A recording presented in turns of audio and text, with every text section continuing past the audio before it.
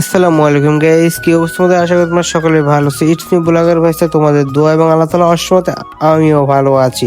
যেহেতু এখন পাটের সিজন, ধৈর্যের সিজন, সেই কারণে পাট খড়ি তো নিয়ে আসা হয়নি, ধৈর্য নিয়ে আসা হয়নি, সেই কারণে আমি আর কাকা যাইতেছিলাম। অ্যান্ড এখান থেকে আমি খুব সকাল সকাল উঠে যাই।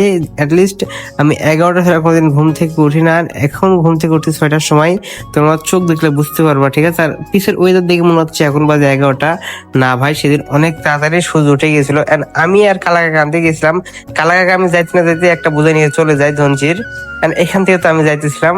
এন্ড গাইস, তোমরা যারা বলো না ভাই এইসব নিয়ে কেন ভিডিও বানাও, ভাই আমার ইচ্ছা আমি ভিডিও বানাই। তোমার কি? আমার যা মন চায় আমি তাই করবো। তোমার কি তাই বলো ভাই? হ্যাঁ, তো গাইস তার খানিক পর চলে আসি যেখান থেকে আমি দইঞ্চির বোঝানোবো সেখানে। মানে কি ভাই, আমি যেটাতে হাত দিচ্ছি ওইটাই ছিঁড়ে যাচ্ছে। তোমরা খালি দেখো, কিছু কইনি, খালি হাত দিছি সেটাই ছিঁড়ে যাচ্ছে ভাই। তারপরে তো একটা পাট দিয়ে ভালো করে বেঁধে নিয়ে যেতেছিলাম। তো গাইস এখানে অনেকক্ষণ কষ্ট করার পর একটা পাট দিয়ে বোঝা বাঁধতে পারি। তারপরে বোঝাখান নিয়ে আমি যাইতেছিলাম। এন্ড আমি বাপের কাজ করি। মানে কি ভাই, অনেক কষ্ট করে এক আটি বা এক বোঝা বাঁধা হয়েছে, নিয়ে যাচ্ছে এখন। মানে কি ভাই, এটা অনেক আগে ওখানে এনে রাখা হয়েছিল, ওখানে নিয়ে রাখা হয়েছিল না। তো তোমরা পুরো ভিডিও দেখবা কিন্তু, ঠিক আছে? তো গাই 2 থেকে 3 মিনিট হাঁটার পর চলে আসি যেখানে ধৈঞ্চি থুবো বা ধৈঞ্চির পালা হবে গ্রামের ভাষায়, সেইখানে। এন্ড এখানে শুধু ধৈঞ্চি যাবে না, প্রথমে যাবে ধৈঞ্চি, তারপরে যাবে হচ্ছে পাটখড়ি।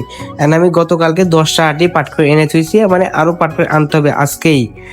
এন্ড তো গাইস তারপরে তো এদিকে এসে দেখি আব্বু দড়ি পাকায় থুইছে, দড়ি নিয়ে যেতেছিলাম। এইগুলো অনেক পাতলা ছিল, সেই কারণে আমি পরপর 2টা আটি একসাথে নিই।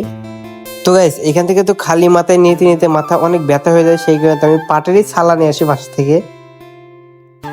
মানে কি ভাই, খালি মাথায় নিতে নিতে লাগছে, মানে ছালা নিচ্ছি। এদিকে তো আমি একটা নিয়ে গিয়ে হাঁপিয়ে গিয়েছি, আর কাকা পরপর 2-3 খান করে নিয়ে যাই। তারপরে তো আমি চলে আসি আবার নিতে।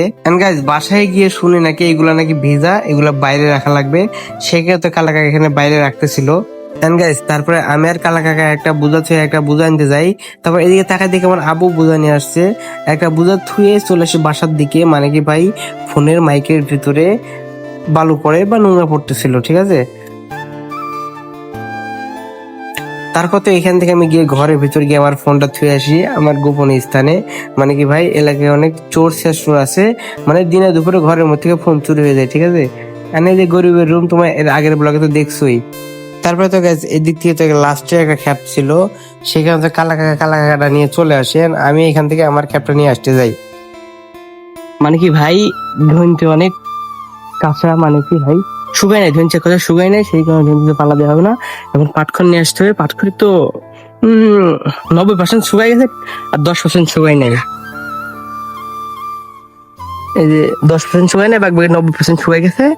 আর ধনছি 50% শুকাইছে। এমনি উপরে দেখা যাচ্ছে যে আসলে শুকাই গেছে, কিন্তু ভিতরে শুকাই নাই। আজকে ব্লগে যাতে শেষ, দেখা হচ্ছে অন্য একটা ব্লগে। আমি যেহেতু সাপড়ি মানুষ, সাপড়ি ব্লগই বানাই। তোমরা দেখালে দেখো, না দেখো না দেখো, ঠিক আছে? আমার ইচ্ছা আমি ব্লগ বানাই, তোমার বাপের কি? যারা অপমান করো না তাদের জন্য ভিডিওটা।